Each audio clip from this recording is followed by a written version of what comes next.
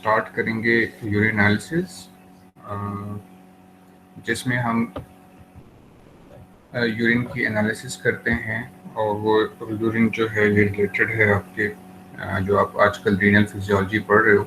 सो उसमें बेसिकली जो किडनीज जो हैं वो अल्टीमेटली जो फ्लूइड बनाते हैं और जिसको जो एक्सक्रीट होता है बॉडी से वो यूरिन कहलाता है। और इस यूरिन के डिफरेंट कंपोनेंट्स को हम किस तरह से एनालाइज करते हैं उसको हम डिस्कस करेंगे आज। सो इसको ओवरऑल हम यूरिन एनालिसिस कहते हैं, जिसमें हम यूरिन की एनालिसिस करते हैं। तो स्टार्ट करते हैं हम आज।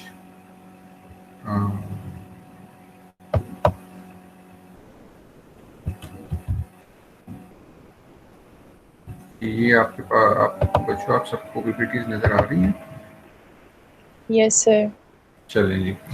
तो यूरिन एनालिसिस में हमने पढ़ना क्या है आज के लेक्चर में, हमने आज के डिस्कशन में हमने ये चीज़ डिस्कस करनी है कि अब किसी भी सैंपल, जो चाहे सलाइवा हो चाहे यूरिन हो, उसकी एनालिसिस हम किस तरह से करते हैं, उसके एनालिसिस हम स्टार्ट कैसे करते हैं, उसका मेथड क्या होता है। और फिर हम यूरिन एनालिसिस कर रहे हैं तो यूरिन की थोड़ी सी कंपोजिशन के बारे में हमें पता हो कि यूरिन के अंदर क्या क्या चीज़ें होती हैं, ताकि जब हम फिर उसको एनालाइज करें तो हमें पता हो कि कौन कौन सी चीज़ें हमें एनालाइज करनी चाहिए। तो एक तो ये, दूसरी बात फिर हम कुछ टेस्ट जो है वो इसके आज डिस्कस करेंगे। तो इस तरह आहिस्ता आहिस्ता फिर आगे भी हम डिस्कस करते जाएंगे।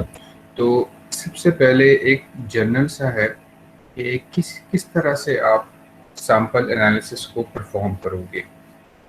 तो हमारे पास, हम जब कोई भी हमारे पास इस तरह का सैंपल आता है, यूरिन सैंपल या सलाइवा सैंपल, तो बच्चों याद रखिएगा आप लोग स्टार्ट करोगे उसकी, आप उसकी दो तरह की एग्जामिनेशन करोगे। एक को हम कहते हैं फिजिकल एग्जामिनेशन, ये, और दूसरी हमारे पास होती है केमिकल एग्जामिनेशन। ठीक है। फिजिकल एग्जामिनेशन के अंदर क्या क्या चीज़ें आती हैं, हम उसका कलर देखते हैं, हम वॉल्यूम देखते हैं, हम उसका ऑर्डर देखते हैं, पीएच, स्पेसिफिक ग्रेविटी, ये चीज़ें मेजर करते हैं। सो ये सारे के सारे कंपोनेंट्स जो हैं ये फिजिकल एग्जामिनेशन के अंदर आते हैं। ठीक है, जिसमें आपने कोई केमिकल नहीं यूज़ किया। ठीक है। आफ्टर दैट आप क्या करते हो, आफ्टर दैट आप केमिकल एग्जामिनेशन स्टार्ट करते हो। ठीक है। और केमिकल एग्जामिनेशन जो होती है वो आपके पास दो तरह की होती है। ठीक है। केमिकल एग्जामिनेशन में आप दो तरह के एनालिसिस करते हो, एक होती है क्वालिटेटिव एनालिसिस और दूसरी होती है क्वांटिटेटिव एनालिसिस।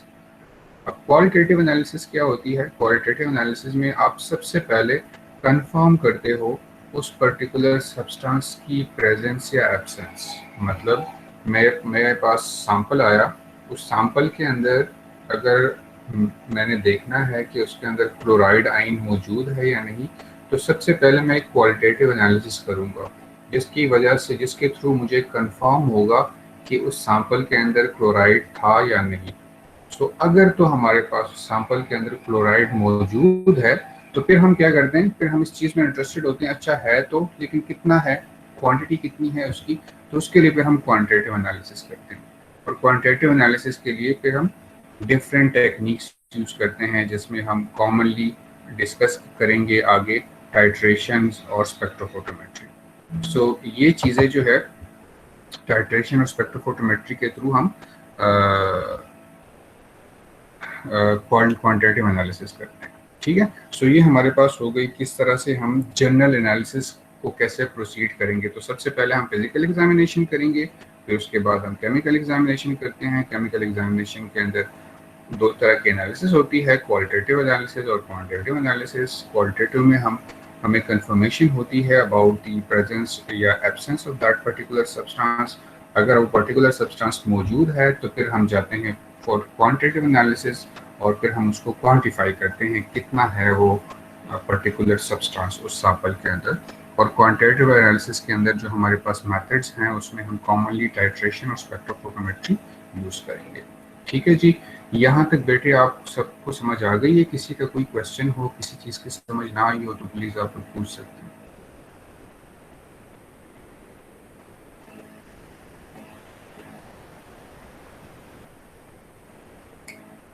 जी क्लियर है सबको? Yes, हाँ जी sir. सर। चलिए Yes, sir. चलें जी, अब हम जाते हैं थोड़ा सा हम यूरिन की तरफ जाते हैं और हम पढ़ते हैं कि किस तरह से। सो इंट्रोडक्शन में हम देखते हैं कि यूरिन जो है that is this excretory product of the body, it is found in kidney and urine examination का फ़ायदा क्या होता है, it helps us in the diagnosis of various renal as well as systemic diseases. So हमें different diseases जो local होती हैं, local का मतलब उस पर्टिकुलर ऑर्गन के अंदर, और सिस्टमिक जो कि अपार्ट फ्रॉम दैट ऑर्गन किसी और जगह में कोई प्रॉब्लम हो तो उसको भी हम इस यूरिन के थ्रू एग्जामिन कर सकते हैं अप टू सम एक्सटेंट। सो सबसे पहले जो इम्पोर्टेंट चीज़ है वो होती है सैंपल कलेक्शन, कि हम उस स्पेसिमेन को कलेक्ट कैसे करते हैं। ठीक है, सो हमेशा जो है अंडर नॉर्मल कंडीशन जो हमें यूरिन सैंपल रिक्वायर्ड होता है ना, वो हमें चाहिए होता है मिड स्ट्रीक से। मिड स्ट्रीक में क्या होता है, मिड स्ट्रीक का मतलब क्या है कि जब भी आप जो है किसी पेशेंट को आपने सैंपल के लिए कहना है तो आपने उसको ये बताना है, ज़रूरी है कि वो जब यूरिन सैंपल आपको प्रोवाइड करे बॉटल में, तो वो आपको यूरिन जो है वो मिड स्ट्रीक का प्रोवाइड करे। मतलब कि जब कोई इंडिविजुअल यूरिनेशन स्टार्ट करता है, so that is the first streak of urination. जब यूरिनेशन स्टार्ट होती है वो अर्ली स्ट्रीक होती है, और जब यूरिनेशन स्टार्ट होने के बाद जब फिर वो मिड फेज में जाता है, फिर फाइनल फेज में जाता है। सो मतलब कहने का ये है कि फर्स्ट जब यूरिनेशन स्टार्ट होती है तो फर्स्ट 5 to 10 ml जो है यूरिन वो नहीं चाहिए, उसके बाद हमें चाहिए यूरिन। वो क्यों नहीं चाहिए, बिकॉज जो यूरिनरी ट्रैक्ट है या यूरिथ्रा है वो नॉर्मली जो है उसके अंदर अगर कोई भी सब्सटेंस जो है वो और मौजूद हो जो कि यूरिन सैंपल को कंटामिनेट करते हो, सो वो क्या होता है कि फर्स्ट 5 to 10 ml के अंदर उस यूरिथ्रा की फ्लशिंग हो जाती है, और जब उसकी फ्लशिंग होती है उस 5 to 10 ml के बाद का जो आप यूरिन कलेक्ट करोगे वो बेसिकली एक्चुअल यूरिन होगा विद प्रॉपर कंपोजिशन।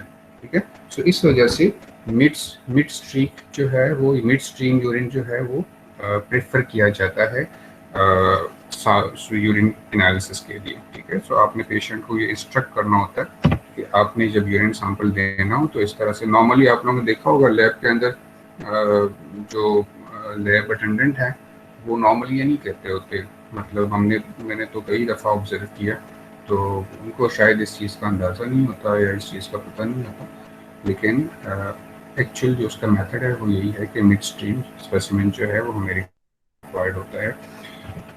और बास केसेस में जहाँ पे हमने वॉल्यूम मेजर करना होता है तो फिर हम 24 आवर यूरिन सैंपल जो है वो कलेक्ट करते हैं कि वो 24 आवर में जितनी दफ़ा भी पेशेंट यूरिनेट करता है तो वो सारा का सारा यूरिन जो है वो कलेक्ट होता है।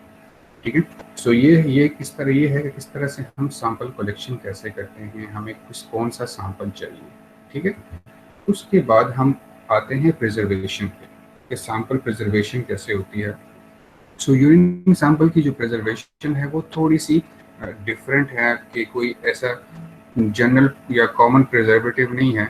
नॉर्मली हमारे पास होता है ऐसे कि हम डिफरेंट जो एनालाइट्स हैं जो कि हम फॉर एग्जांपल जो डिफरेंट टेस्ट है, हर एक टेस्ट के लिए प्रिजर्वेटिव डिफरेंट यूज़ किया जाता है। फॉर एग्जांपल अगर आप यूरिन के अंदर यूरिया, अमोनिया, नाइट्रोजन और कैल्शियम डिटेक्ट कर रहे हैं तो फिर आप HCl को यूज़ करोगे एज अ प्रिजर्वेटिव, तो उसकी 2% 2 नॉर्मल सोल्यूशन हम बनाते हैं और वो फिर हम जो है उसको यूज़ करते हैं एज अ प्रिजर्वेटिव। इसी तरह से अगर आप लोगों ने डिटर्मिन करना हो sodium, potassium, chloride, bicarbonate, calcium, phosphorus, urea, ammonia, ये सारी चीज़ें, तो उसके लिए फिर आप थाइमोल यूज़ करते हो। इस तरह से अगर आप एस्कॉर्बिक एसिड डिटर्मिन करना है तो फिर आप एस्टिक एसिड यूज़ करते हो।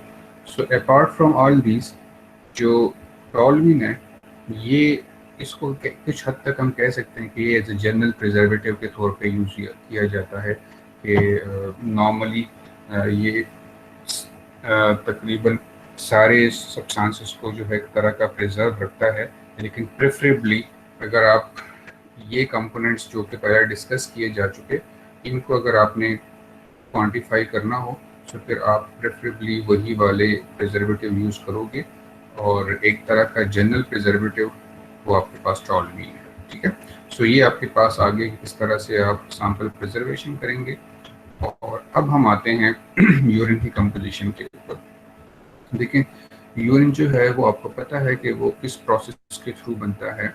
वो आप लोग ऑलरेडी पढ़ चुके हैं कि यूरिन जो है जब कोई भी ब्लड जो है वो किडनीज की तरफ मूव करता है, सो किडनीज में सबसे पहले जब ग्लोमेरुलस में ब्लड आता है तो उसकी फिल्ट्रेशन होती है, सो वो उसको कहते हैं हम ग्लोमेरुलर फिल्ट्रेशन। ठीक है, और फिर ग्लोमेरुलर फिल्ट्रेशन के बाद वो ट्यूबुलर पोर्शन में आता है, और ट्यूबुलर पोर्शन में डिफरेंट सेगमेंट्स में से गुजरते हुए फिर उसमें डिफरेंट सब्सटेंसेस की वापस रीअब्जॉर्प्शन होती है, उसको हम कहते हैं tubular reabsorption. And along with reabsorption कुछ सब्सटेंसेस जो है जो कि मिडल इंटरस्टिशियम के अंदर होती हैं, वो वापस जो है वो सीक्रेट होती हैं into the tubule. So ultimately by the end जो है जो एक प्रोडक्ट जो है जो एक्सक्रीट आउट होता है उसको हम यूरिन कहते हैं। सो यूरिन जो है वो इन 3 प्रोसेसेस से मिलके बना है, इन 3 प्रोसेसेस की वजह से बना है कि सबसे पहले एक फिल्ट्रेशन हो रही है, उसमें से उस फिल्ट्रेट में से कुछ चीज़ें वापस रीअब्जॉर्ब होती हैं और कुछ चीज़ें उसमें ऐड अप हो जाती हैं, और फाइनली जो है हमारे पास एक्सक्रीटा जो है वो प्रोड्यूस होता है जिसको हम यूरिन कहते हैं। सो अब इस यूरिन की कंपोजिशन को अगर आप देखें, सो यूरिन जो है उसके अंदर तकरीबन 90 से 95% वाटर होता है। ठीक है, और उसमें सॉलिड्स जो होते हैं वो 5 to 10% होते हैं, और ये जो सॉलिड्स हैं 5 to 10% ये 2 फॉर्म्स में पाए जाते हैं, या तो ऑर्गेनिक होंगे या इनऑर्गेनिक होंगे। ठीक है, अब अगर जो हमारे पास जो ऑर्गेनिक कंपोनेंट्स हैं यूरिन के, ऑर्गेनिक कंस्टिट्यूएंट्स, वो थोड़े से आप लोग जहन में रख सकते हो क्योंकि वो कम है। वो यूरिया है, यूरिक एसिड है, क्रिएटिनिन है और हाइपोयूरिक एसिड है। ये 4 कंपोनेंट्स हैं जो कि ऑर्गेनिक कंपोनेंट कहलाते हैं यूरिन के। ये नॉर्मली प्रेजेंट होते हैं और ये इनकी कंसंट्रेशन है, इनको इसको खैर याद करने की ज़रूरत नहीं है, बस आपको जनरली सा पता हो कि ऑर्गेनिक कंपोनेंट्स जो हैं वो कौन कौन से हैं यूरिन के अंदर। इसके बाद इनऑर्गेनिक कंपोनेंट्स के अंदर ये सारे के सारे आपके इलेक्ट्रोलाइट्स आ जाते हैं। ये सारे के सारे इलेक्ट्रोलाइट्स जो हैं वो इनऑर्गेनिक कंपोनेंट बनाते हैं और ये यूरिन के अंदर नॉर्मली प्रेजेंट होते हैं इस कंसंट्रेशन के अंदर। ठीक है, सो ये हो गई आपके पास यूरिन की कंपोजिशन के यूरिन की जनरल कंपोजिशन क्या होती है। अब उसके बाद हम शुरू करते हैं। हमने सैंपल कलेक्ट कर लिया, प्रिजर्व था, लैब में पहुंचा। अब लैब में आने के बाद हमने सैंपल की एनालिसिस स्टार्ट करनी है, तो सबसे पहले हम फिजिकल एग्जामिनेशन से स्टार्ट करेंगे। और फिजिकल एग्जामिनेशन में हम सबसे पहले क्या देखते हैं, कलर। ठीक है, नॉर्मल जो कलर होता है फ्रेश यूरिन का या जो प्रॉपरली प्रिजर्व यूरिन होता है, जो बहुत ज़्यादा डिलेड यूरिन नहीं होता, पुराना यूरिन नहीं होता, सो उसका कलर जो है that is from colourless to straw colour. Straw नहीं तो भूसा जो होता है, तो भूसा लाइट येलो कलर में होता है। सो यूरिन का जो नॉर्मल कलर है वो या तो कलरलेस होता है या लाइट येलो कलर होता है जिसको हम स्ट्रा कलर कहते हैं। और ये जो कलर है यूरिन का, ये जो यूरिन का कलर है, this urine color is basically due to the presence of a pigment that is known as urochrome. ठीक है, और यूरोक्रोम के साथ साथ और कंपोनेंट्स भी होते हैं। एंड लेकिन आपको पता है कि जो यूरोक्रोम है ये कहाँ से आ रहा है? आप लोगों ने ब्रिटिश ब्लड पढ़ा है? जी, बिलिरुबिन से आ रहा है, बिल्कुल। सो आप लोग जब पढ़ते हो कि जब आरबीसीज जो हैं जब उनकी डिस्ट्रक्शन होती है 120 डेज के बाद, जब उनकी डिस्ट्रक्शन होती है तो उस डिस्ट्रक्शन के नतीजे में जो हीमोग्लोबिन है वो बाहर आता है और हीमोग्लोबिन की ब्रेक डाउन होती है, तो उसमें से एक पिगमेंट जो है वो भी बनता है जिसको हम बिलिरुबिन कहते हैं। ठीक है, और वो बिलिरुबिन जो है वो फिर फाइनली जो है जब हो जाता है उसमें लिवर में जाता है तो बाइल का हिस्सा बनता है, और वो बाइल जब प्रोड्यूस होता है, सीक्रेट होता है इंटेस्टाइन। तो इंटेस्टाइन में जाने के बाद वो जो बिलिरुबिन है वो उसके ऊपर इंटेस्टाइन बैक्टीरिया जो है वो एक्ट करते हैं, तो उस बिलिरुबिन को कन्वर्ट करते हैं यूरोबिलिनोजिन में, सॉरी उसको कन्वर्ट करते हैं स्टर्कोबिलिन में, और स्टर्कोबिलिन जो है वो फिर वो कुछ स्टर्कोबिलिन जो है वो फर्दर उसके ऊपर तो स्टर्कोबिलिन जो है वो ब्राउन कलर में होता है। वो ब्राउन कलर का जो स्टर्कोबिलिन है दैट इज, उस स्टर्कोबिलिन की वजह से नॉर्मल फीकल कलर जो है वो ब्राउन होता है। और कुछ बिलिरुबिन जो है वो ब्लड के थ्रू जब किडनीज में जाता है तो किडनीज में वो बिलिरुबिन कन्वर्ट होता है यूरोबिलिनोजिन में, और फिर यूरोबिलिनोजन जो है वो कन्वर्ट होता है यूरोबिलिन में और फिर यूरोक्रोम में। सो वो जो यूरोबिलिन है और यूरोक्रोम जो है that is yellow in colour, ठीक है। और येलो इन कलर होता है, लेकिन जब वाटर एड अप होता है यूरिन के अंदर, सो उसकी वजह से जो येलोनेस है, जो डार्क येलो कलर है, वो लाइट होता जाता है। सो इस वजह से इसका कलर जो है वो नॉर्मली स्ट्रा कलर होता है, लाइट येलो कलर, और वो हम कहते हैं कि that is due to the presence of pigment that is known as urochrome, ठीक है। सो ये यूरिन का नॉर्मल कलर होता है। अब कुछ जो कलर वेरिएशंस हैं वो तो फिजियोलॉजिकल होती हैं कि वो नॉर्मल है, किसी भी कोई चीज़ आपने ले ली तो इस वजह से शायद हो। सो उसमें एक जो सबसे पहले फिजियोलॉजिकल वेरिएशन है वो यूरिन कभी कभी डार्क येलो कलर में आता है। सो उस डार्क येलो कलर में आने की वजह क्या होती है कि या तो यूरिन ज़्यादा कंसनट्रेटेड फॉर्म में है, देखो कंसनट्रेटेड फॉर्म में होगा सो वो पिगमेंट, मैंने आपको कहा है कि येलो कलर में होता है, सो वो डार्क येलो की तरफ जाता जाएगा। जैसे जैसे वो यूरिन डाइल्यूट होता जाएगा, वाटर एड अप होता जाएगा, वैसे वैसे वैसे वैसे उसका कलर जो है वो लाइट येलो होता जाएगा। सो कंसनट्रेटेड यूरिन जो है वो नॉर्मली उन सूरतों में होता है जब आप लोग फास्टिंग कर रहे होते हो। तो फास्टिंग में चूंकि आपके बॉडी को वाटर रिक्वायरमेंट आपकी ज़्यादा होती है, सो इस वजह से आपकी किडनीज जो हैं वो वाटर को बॉडी बॉडी जो है वाटर को रिटेन करती है, जिसकी वजह से जो यूरिन प्रोड्यूस हो रहा होता है वो कंसनट्रेटेड हो रहा होता है। सो ये तो माइल्ड डिहाइड्रेशन, सो माइल्ड डिहाइड्रेशन जो है वो नॉर्मली इसको हम रिलेट कर सकते हैं फास्टिंग के साथ भी। और या जो विटामिन बी कॉम्प्लेक्स हैं उसकी थेरेपी जब आप लेते हैं, सो विटामिन बी कॉम्प्लेक्स का अपना कलर जो है वो बेसिकली होता है येलो कलर होता है। सो इस वजह से जब वो एड अप होता है वो उसके अंदर जो ये इसको कहते हैं, उसका अपना जो पिगमेंट कलर है ना विटामिन बी 12 का या विटामिन बी कॉम्प्लेक्स का, सो वो येलो कलर में होता है। और वो जब आप लोग लेते हो फॉर डिफरेंट पर्पस, तो वो फिर आपके बॉडी से जब वो स्प्रीट आउट होता है, सो वो बेसिकली उसका कलर भी एड अप हो रहा होता है यूरिन के साथ, जिसकी वजह से यूरिन का कलर फर्दर डार्क हो जाता है। इसके अलावा जो है फिर यूरिन के डिफरेंट फिजियोलॉजिकल वेरिएशंस हैं। ऑरेंज कलर में आ सकता है, कुछ ड्रग्स होती हैं जो कि जब आप लेते हो तो उसकी वजह से यूरिन कलर जो है वो ऑरेंज हो जाता है। और इसके अलावा पिंकिश कलर में भी हैं।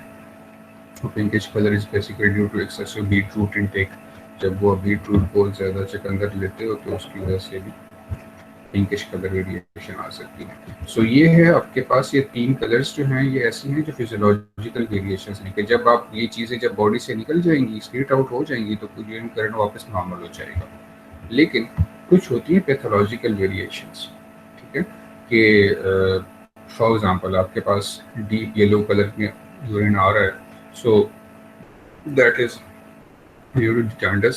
जॉन्डिस के अंदर जो है वो आपके पास डीप येलो कलर में ब्लड आ जाता है, ठीक है। तो आपको पता है कि क्यों आता है, बिकॉज बिलिरुबिन कंसंट्रेशन बढ़ जाती है, और जितनी बिलिरुबिन कंसंट्रेशन बढ़ जाएगी उतनी पिगमेंटेशन बढ़ जाएगी, जितनी पिगमेंटेशन बढ़ेगी उतनी ही यूरिन कलर डार्क होता जाएगा, डीप होता जाएगा। इसके अलावा रेडिश कलर जो है अगर यूरिन का आ रहा है, so it means that there is haematuria. और हिमेचूरिया का मतलब क्या होता है कि यूरिन के अंदर ब्लड आ रहा है, और नॉर्मली जब भी यूरिनरी ट्रैक्ट इन्फेक्शन होता है और उसमें ब्लीडिंग होती है यूरिन ट्रैक्ट में, तो वो ब्लड जो है वो डायरेक्टली एड अप हो रहा होता है यूरिन के अंदर, जिसकी वजह से यूरिन कलर जो है वो रेड हो रहा होता है।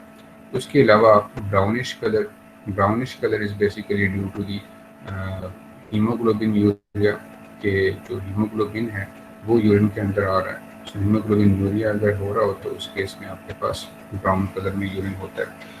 इसके अलावा फिर ये ब्राउन टू ब्लैक है, क्लाउडी कलर है, स्मोकी है, ब्लैक है, ठीक है, ये डिफरेंट कलर्स हैं और आगे इनका बताया गया है कि किस तरह से हैं। तो कहने का मतलब ये है कि जो कॉमनली हमारे पास पैथोलॉजिकल वेरिएशंस आती हैं ना यूरिन के अंदर, वो आपको पता हो, वो हमारे पास नॉर्मली ये जॉन्डिस की सूरत में, हिमेचूरिया और हीमोग्लोबिन यूरिया के केस में, और में कॉमनली ये पस सेल्स और बैक्टीरियल इन्फेक्टेड सेल्स ये जब आ रहे होते हैं, ठीक है। सो इस केस में फिर आपके पास यूरिन की कलर्स जो हैं वो आपको आरडी मतलब थोड़े बहुत आपको पता होने चाहिए कि किस तरह से होता है, ठीक है। उसके बाद हम आते हैं, सो ये हमारे पास था कलर के बारे में। उसके बाद हम आते हैं वॉल्यूम पे, कि वॉल्यूम यूरिन का जो है वो कितना होता है। सो नॉर्मली जो यूरिन आउटपुट है डेली की वो 800 टू 2.5 लीटर है। 800 ml से लेकर 2.5 लीटर पर डे होती है। सो इसका एवरेज बनता है 1500 ml। ठीक है, 1500 ml पर डे जो है ये इसका एवरेज बनता है। और यहाँ पे एक वर्ड लिखा गया है, ये देखें, approximately 500 ml per day is the minimum volume of urine needed in normal health to remove waste products. मतलब कि फॉर एग्जांपल आप लोग ऐसी जगह पे हैं जहाँ पे वाटर अवेलेबिलिटी नहीं है, पानी पीने का पानी मौजूद नहीं है, या आप लोग ज़्यादा टाइम तक जो है वो फास्टिंग पे रहते हैं और फास्टिंग में आपका वाटर भी अवेलेबल नहीं है। तो उस केस में क्या होता है कि बॉडी को वाटर जो है वो ज़्यादा चाहिए, जिसकी वजह से वाटर रिटेंशन तो होगी, लेकिन फिर भी ऐसी ऐसी हालत में भी जहाँ पे आपको पानी मैसर नहीं है, फिर भी डेली कुछ न कुछ अमाउंट में यूरिन आउटपुट होनी चाहिए। उस उस अमाउंट ऑफ यूरिन आउटपुट को हम क्या कहते हैं, उसको कहते हैं ऑब्लिगेटरी यूरिन। वो जो यूरिन प्रोड्यूस हो रहा होता है उस कंडीशंस के अंदर, उस यूरिन को हम कहते हैं ऑब्लिगेटरी यूरिन। और वो ऑब्लिगेटरी यूरिन जो है वो अप्रॉक्सीमेटली 500 ml पर डे होना चाहिए। और वो क्यों होना चाहिए? बिकॉज जो आपके बॉडी के अंदर जो डिफरेंट मेटाबॉलिज्म हो रही है, मेटाबॉलिक प्रोसेस हो रहे हैं, उस मेटाबॉलिक प्रोसेस के नतीजे में बेटे आपके पास वेस्ट प्रोडक्ट्स बन रहे हैं। वो वेस्ट प्रोडक्ट्स जो हैं वो बॉडी से एक्सक्रीट आउट होते हैं इन यूरिन। और अब अगर बॉडी से यूरिन एक्सक्रीट नहीं होगा, सो मेटाबॉलिक वेस्ट प्रोडक्ट्स जो हैं वो फिर बॉडी में रिटेन करेंगे, जिसकी वजह से वो बॉडी को डैमेज कर सकते हैं।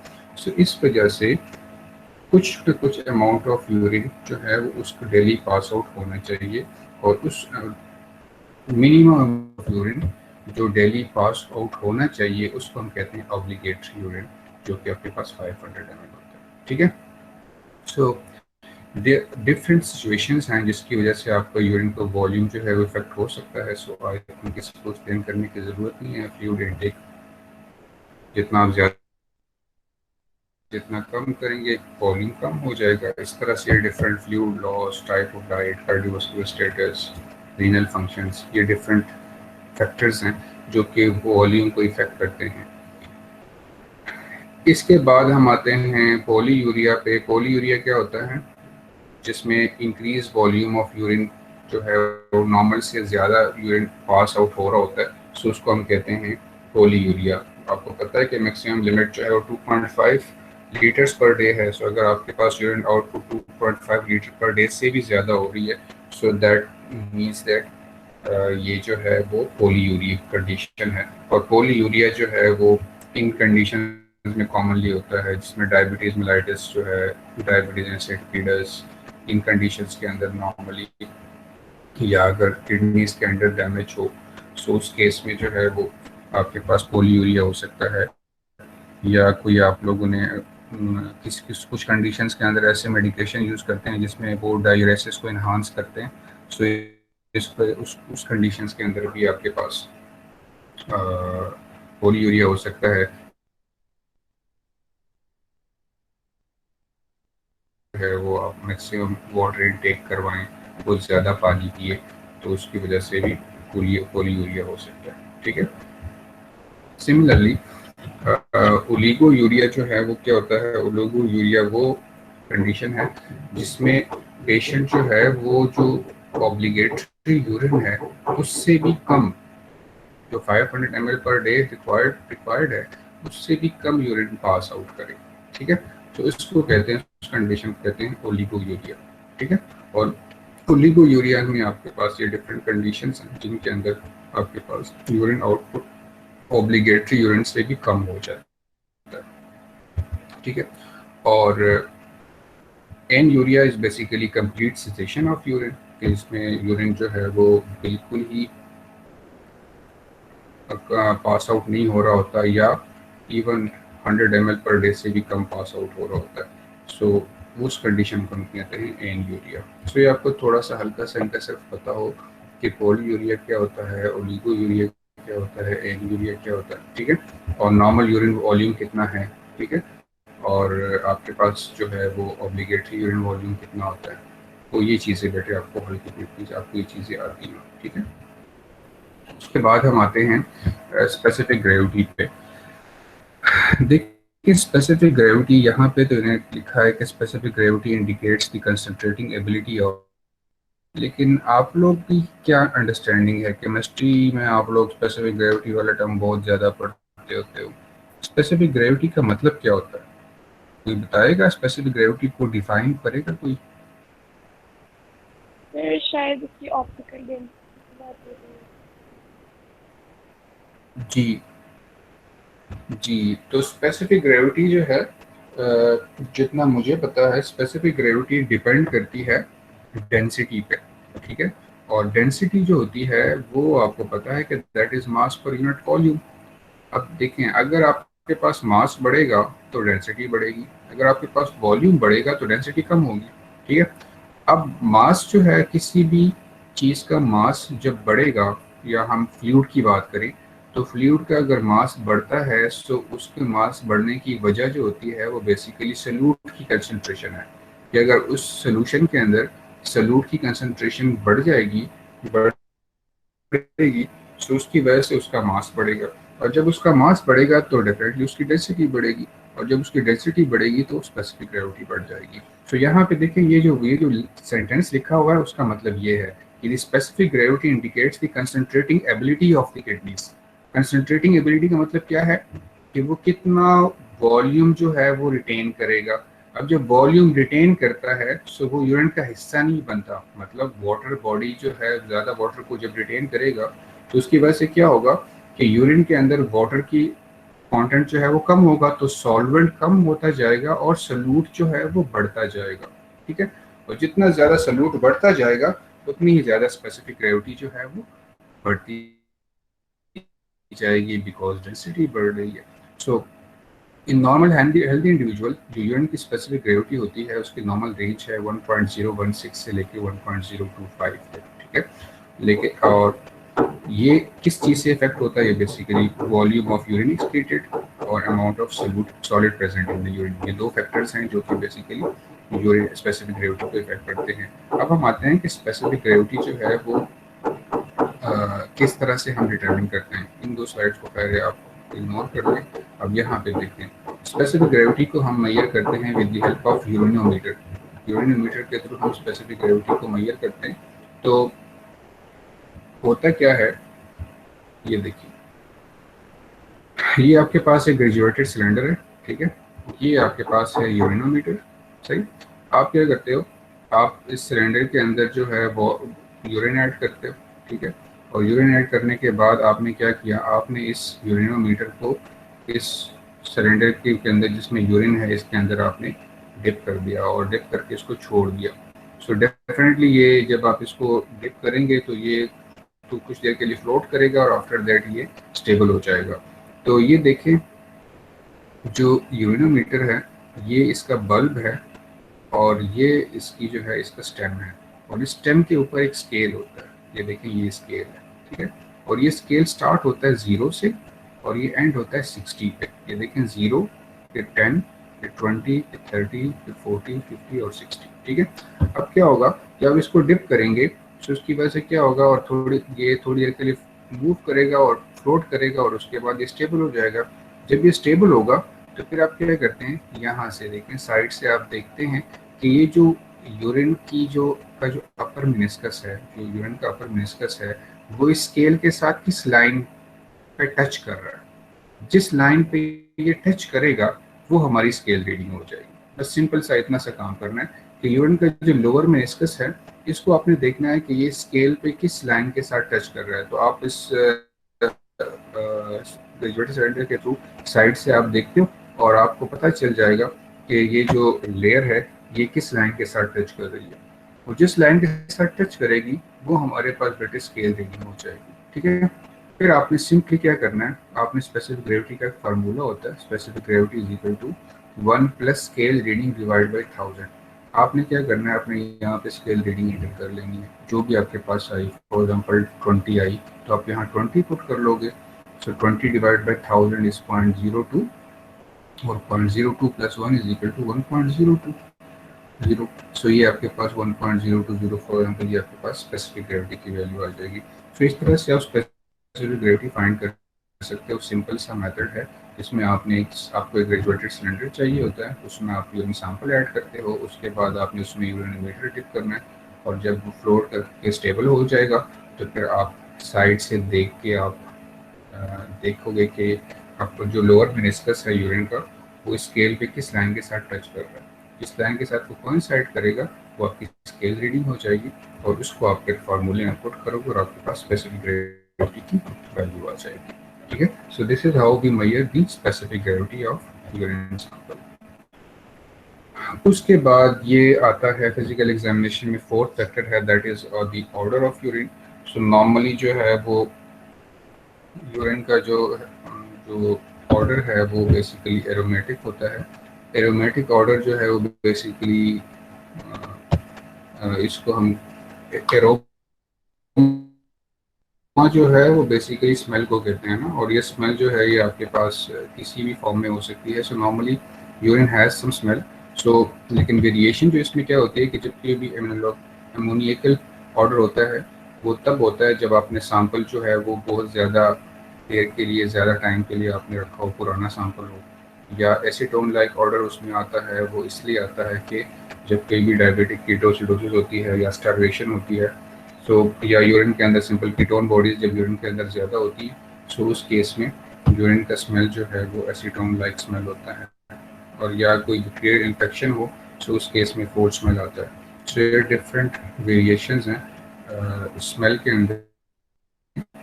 तो ये चीज़ें खैर इस तरह से थोड़ी सी मुश्किल होती हैं जब वो जो लोग रूटीन में प्रैक्टिस करते हैं और रूटीन में एग्जामिनेशंस करते हैं तो उनको फिर स्मेल्स जो हैं वो समझ आती हैं, और फिर उससे वो अंदाज़ा लगाते हैं कि क्या प्रॉब्लम हो सकती है। सो बेसिकली ये देखें यहाँ पे आपको सिर्फ एक जनरल सी फिजिकल एग्जामिनेशन है, जस्ट स्मेल से आपको कुछ देखें कॉमन कंडीशंस का पता चल रहा है।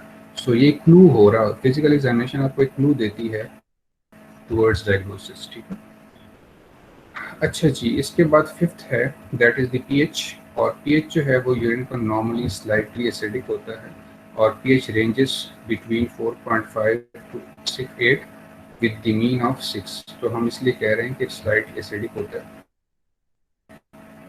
More towards neutral. और 24 आवर्स के अंदर जो है ये इसका अगर आप एवरेज लेंगे तो ये आपके पास 6 इसका एवरेज होता है। और जब कोई भी यूरिन ज़्यादा जो है वो कंसनट्रेटेड होता जाएगा तो वैसे वैसे उसका पीएच जो है वो मतलब एसिडिक होता जाएगा। जैसे जैसे यूरिन ज़्यादा डाइल्यूट होता जाएगा तो वैसे वैसे उसका पीएच जो है वो अल्कलाइन होता जाएगा। ठीक है, अच्छा, तो वेरिएशंस जो हैं वो यूरिनरी पीएच के अंदर क्या होती हैं कि या तो एसिडिक यूरिन आएगा। ठीक है, एसिडिक यूरिन जो है वो तब आता है जब आपके पास पीएच रिड्यूस हो, और नॉर्मली वो कब होता है, फिजियोलॉजिकली कब होता है, जब आप हाई प्रोटीन रिच डाइट ले रहे हो या आप हैवी एक्सरसाइज कर रहे हो। सो उस केस के अंदर आपके पास जो पीएच है वो आपके पास एसिडिक होता जाता है।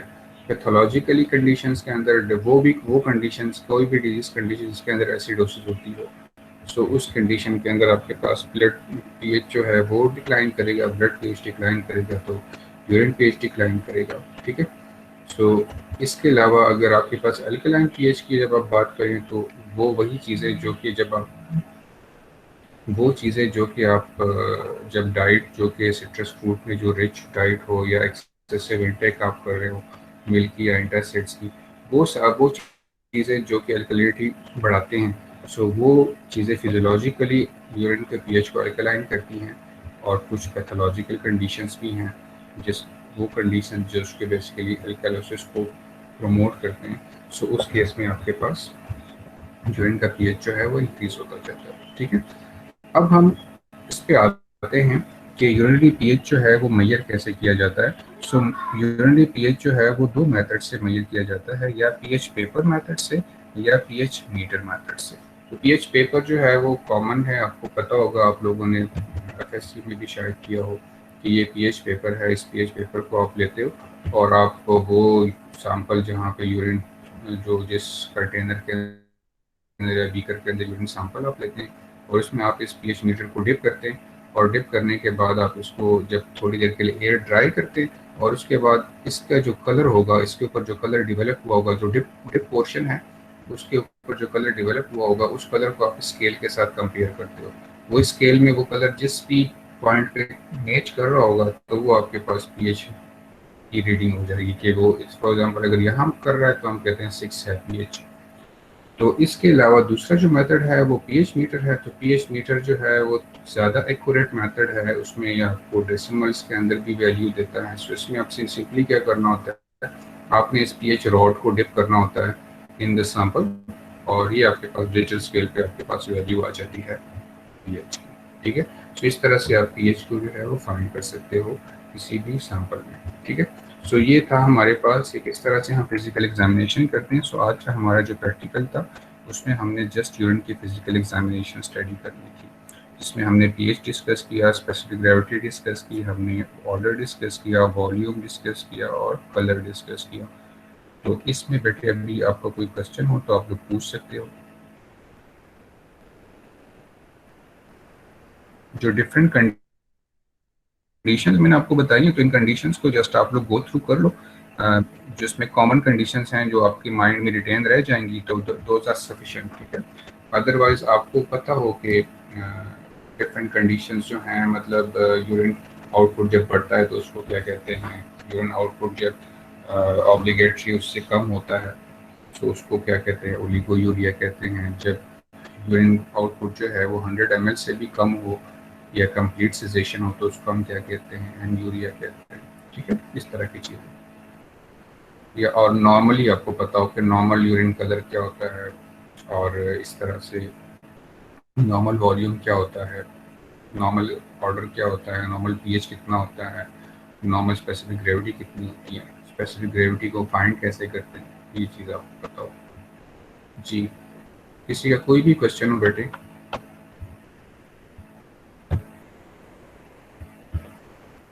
जाग रहे हैं सारे? Yes sir. यस चलो सर। ये तो अच्छी बात है। चलें ठीक है बेटे, तो बस यहाँ तक था। और आप लोग थ्योरी में कहाँ तक पहुँचे हो अभी?